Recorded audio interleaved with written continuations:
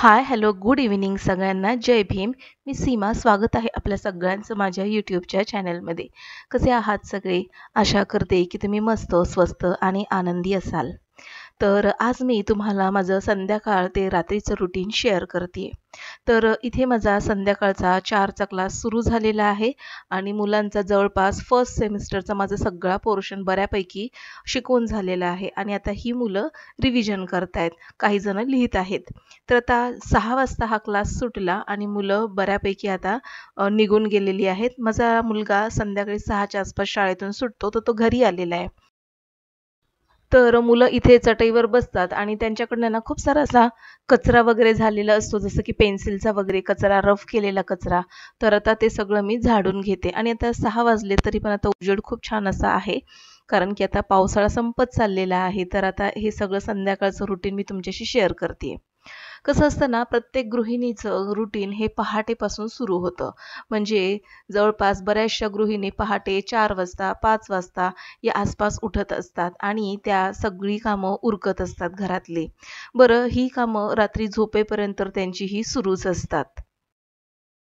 आणि मग असं होतं, की रोज-रोजची तीच-तीच कामं पहाटेपासून उठायचं, कामं करत राहायची आणि रात्री झोपेपर्यंत तीच कामं करत राहायची. 30-30 रोजची कामं करत असल्यामुळे खरंच गृहिणींना त्या कामाचा कंटाळा येतो. कंटाळा येतो म्हणून कधीतरी ती कामं थोडीशी पेंडिंगवर टाकते, पण म्हणून ती आळस करत नाही बरं का. ती कामं नंतर ती करणारच असते.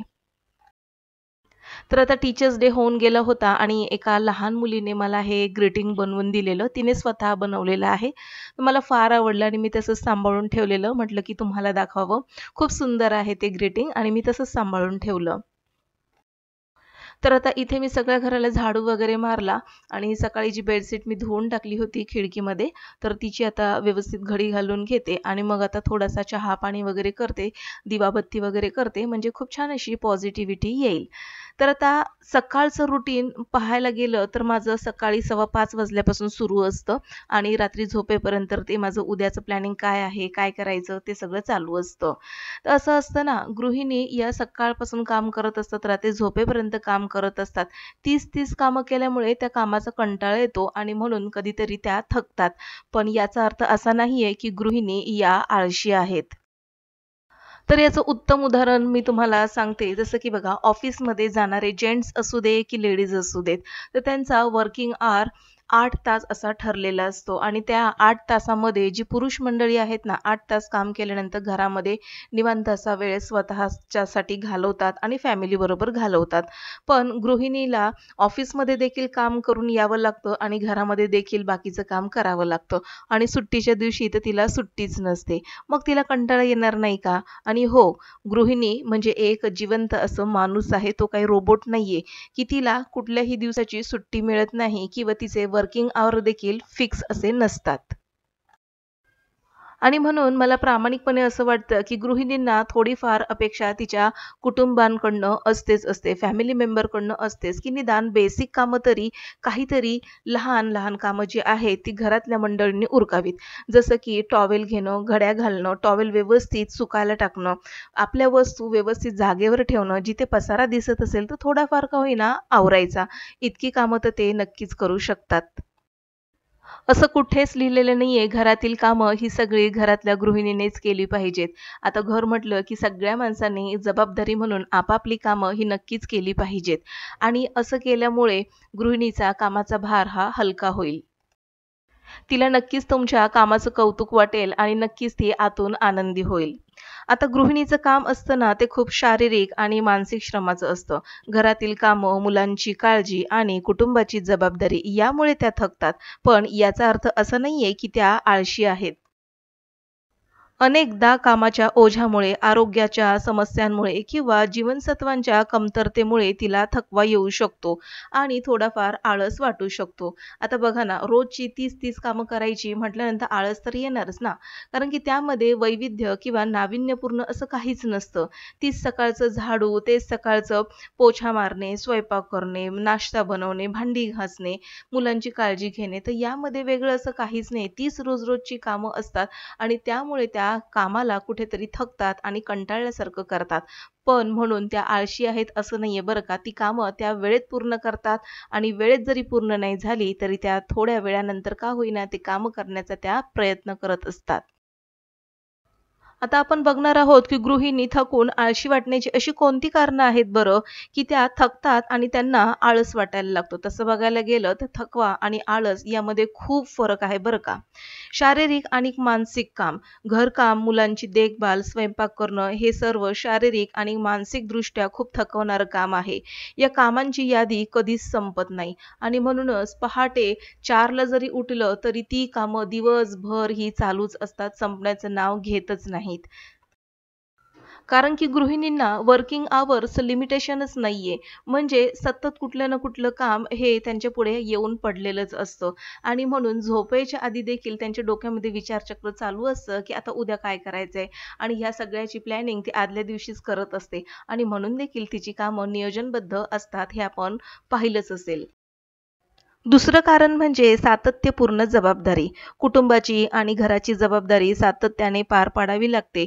त्यामुळे गृहिणीला थकवा येतो. पण ती थकली आहे म्हणून कामाचा आळस करत नाही बरं का. ती कामं वेळेत करण्याचा प्रयत्न करते. कारण की तिला माहिती आहे ती जर कामं केली नाही तर दुसऱ्या दिवशी काहीतरी गडबड वगैरे होणार असते आणि म्हणून ती कामं अजिबातच टाळत नाही. तिसरं कारण आहे आरोग्याच्या समस्या. काही वेळा जीवनसत्वाच्या कमतरतेमुळे किंवा इतर आजारपणामुळे थकवा आलेला असतो. बऱ्याचदा आपण असं बघतो, की घरातील जी गृहिणी आहे, सगळ्यांची कामं परफेक्ट होण्याकडे किंवा ती कामं पटापट होण्याकडे तिचा कल असतो आणि म्हणून ती कुठेतरी स्वतःच्या आरोग्याकडे तिचं दुर्लक्ष झालेलं असतं. जसं की इतरांच्या सगळ्यांच्या आवडी बघत असताना, जपत असताना स्वतःच्या आवडी काय आहेत, याकडे तिचं पूर्णपणे दुर्लक्ष झालेलं असतं. सगळ्यांच्या नाश्त्याची, जेवणाची सोय करत असताना आपला नाश्त्याचा किंवा जेवणाचा वेळ टळून जातोय, हे देखील तिच्या लक्षात येत नाही. आणि म्हणूनच हळू-हळू आरोग्याच्या समस्या, जीवनसत्वाची कमतरता तिच्यामध्ये होत जाते. मी आत्ताही सांगू शकते, महिलांनी, गृहिणींनी आपल्या रक्ताची तपासणी केली ना, तर नक्कीच तुमच्या रक्तामध्ये हिमोग्लोबिनची, आयर्नची, सोबतच कॅल्शियमची, B12, व्हिटॅमिन D3 ची कमतरता ही जाणवते आणि त्यामुळे थकवा हा येत असतो आणि म्हणून वेळीच आपण डॉक्टरांचा सल्ला घेणं देखील महत्त्वाचं आहे. कारण की तुम्हीच घराचा पाया आहात आणि तुमच्यामुळे घर हे सुदृढ आणि आनंदी असतं आणि म्हणून स्वतःच्या तब्येतीकडे दुर्लक्ष करून अजिबातच चालणार नाही. पुढचं महत्त्वाचं कारण बदलाचा अभाव. घरात एकाच दिनक्रमात काम केल्यामुळे आणि नवीन गोष्टी न मिळाल्यामुळे कंटाळा येऊ शकतो आणि तो आपल्याला आळसासारखा वाटू शकतो. आता आळस आणि थकवा यामध्ये काय फरक आहे बरं? तर आळस ही एक नकारात्मक मानसिक अवस्था आहे, जी कामं टाळण्याची प्रवृत्ती दाखवते. तर थकवा ही शारीरिक आणि मानसिक श्रमामुळे आलेली एक अवस्था आहे. थोडक्यात सांगायचं झालं तर गृहिणीचं काम हे सतत सुरू असणारे असते आणि त्यात खूप मेहनत घ्यावी लागते. त्यामुळे त्या थकतात, पण त्या आळशी असतात असे म्हणणे एकदम चुकीचे आहे. त्याच्यामुळे गृहिणींनो, मला असं आवर्जून सांगावसं वाटतं, की मी खूप आळशी झाली आहे, माझ्याकडनं कामं होत नाहीत पहिल्यासारखी आता, असं म्हणणं थोडंसं आपण थांबवूया. कारण की तुम्ही आळशी नाही आहात. कुठेतरी कामाच्या जास्त ओझ्याखाली तुम्ही दबलेले आहात आणि म्हणून तुम्हाला थोडासा थकवा जाणवतोय. त्यासाठी तुम्हाला या सगळ्या रुटीनमधून थोडासा वेळ स्वतःसाठी काढणं खूप गरजेचं आहे.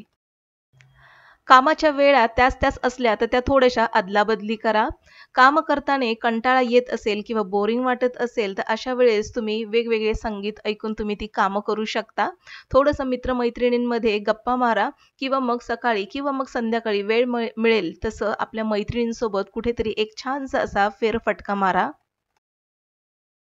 सोबतच आपल्या आवडीच्या गोष्टी, छंद जोपासा, व्यायाम करा. त्यामुळे तुमची एनर्जी टिकून राहील आणि तुम्हाला देखील फ्रेश वाटेल. तुमच्या चेहऱ्यावरती एक सकारात्मकता येईल आणि काम करण्याचा उत्साह ओसंडून वाहेल. हे नक्कीच मी सांगते आणि हे नक्की तुम्ही करून बघा. तर असो, आज मी संध्याकाळी बरीचशी अशी कामं उरकली. ग्रीटिंग मी तुम्हाला दाखवलं माझ्या क्लासच्या मुलीने दिलेलं. कसं वाटलं ते मला कमेंटमध्ये नक्की सांगा. आणि आता इथे आमच्या सगळ्यांचं जेवण झाल्यानंतर सगळी किचन वगैरे आवरलं, भांडी वगैरे सगळी आवरली. कारण की दुसऱ्या दिवशी उठल्यानंतर ना किचन फ्रेश असलं की छान मूड येतो काम करायला. आणि आता दुसऱ्या दिवशीची डब्याला काय द्यायचं, तर त्यासाठी भेंडी आणून ठेवलेली. तर उद्या मला बनवायची आहे मसाला भेंडी. तर मसाला भेंडी बनवत असताना ना, तर मी त्याचे असे 2 भाग करते भेंडीचे आणि मग ते मोठ्या तुकड्यांमध्ये कट करून घेते. तर आता ही भेंडी मी आत्ताच चिरून घेते, म्हणजे सकाळी मी जरी थोडीशी मला 5-10 मिनिटं लेट जरी जाग आली, तरी ती कामं माझी वेळेत पूर्ण होतील. आता भेंडी फक्त चिरून ठेवलेली आहे आणि याचा मसाला देखील मी आत्ताच बनवून ठेवणार आहे. मसाला भेंडी प्रत्येकजण खूप वेगवेगळ्या पद्धतीने बनवतो. काही जण मसाल्यांसोबतच बेसन पिठाचा वापर करतो. तर थोडीशी वेगळ्या पद्धतीने मी मसाला भेंडी बनवणार आहे. तर त्याचा मसाला कसा बनवते, तर यामध्ये मी साधारणपणे 1.5 चमचा अंदाजे इतके मी सफेद तीळ घेतलेले आहेत. अनपॉलिश्ड आहेत, पॉलिश्ड घेतले तरी देखील चालतील. सोबतच यामध्ये माझ्याकडे सूर्यफुलाच्या बिया होत्या. तर त्या देखील मी साधारणपणे चमचाभर घेतलेल्या आहेत आणि थोडेसे शेंगदाणे यामध्ये मी घातलेले आहेत आणि तीनही साहित्य हे कच्चंच मी घातलेलं आहे. आणि आता यामध्ये मिक्सरमध्ये घालून याची भरड करून घेणार आहे.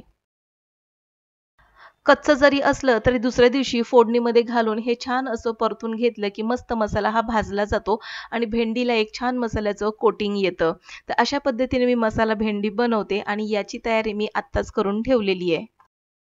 तर असं होतं आजचं माझं रात्रीचं रुटीन. आणि गृहिणी या आळशी नसतात, त्या फक्त थकलेल्या असतात, याविषयी मी मांडलेली माझी मतं. तर कसा वाटला तुम्हाला आजचा व्लॉग मला कमेंटमध्ये नक्की लिहून कळवा. व्लॉग आवडल्यास नक्कीच लाईक करा.